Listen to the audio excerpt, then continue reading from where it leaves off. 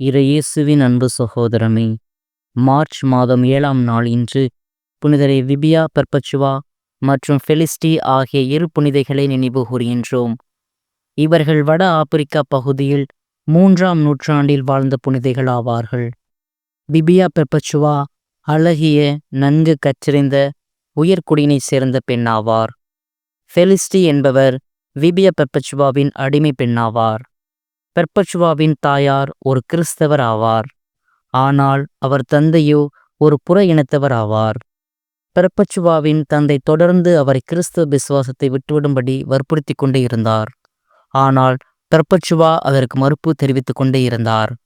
அடங்கா கோபமுற்ற அவரது தந்தை பெர்பச்சுவாவை அவரது 22ஆம் வயதில் பிடித்து சிறையில் அடைத்தார். அப்போது அவர் திருமணமாகி ஓர் ஆண் மகனுக்கு தாயாக இருந்தார். பெர்பச்சுவாவோடு அவரின் அடிமை பெண்ணான ஃபெலிஸ்டி அவர்களையும் சிறையில் அடைத்தார். அப்பொழுது அவர் கருவுற்ற பெண்ணாக இருந்தார். சிறைச்சாலையில் எண்ணற்ற துன்புறுத்தல்களின் பின்னரும் அவர்கள் கிறிஸ்தவ விசுவாசத்தினை கைவிட மறுத்துவிட்டனர்.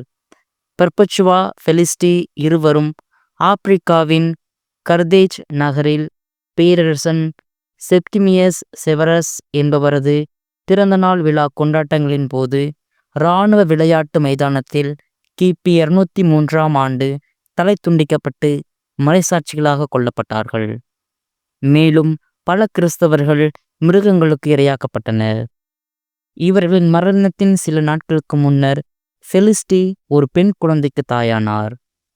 கிறிஸ்துவுக்காக தன்னையே இழந்த இப்புனிதைகள் விதவையர் மற்றும் இறந்த குழந்தைகளின் தாய்மாரின் பாதுகாவலராக திகழ்கிறார்கள்.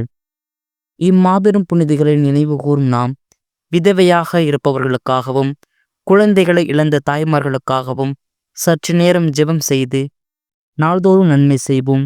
இறையாசிர் பெறுவோம்.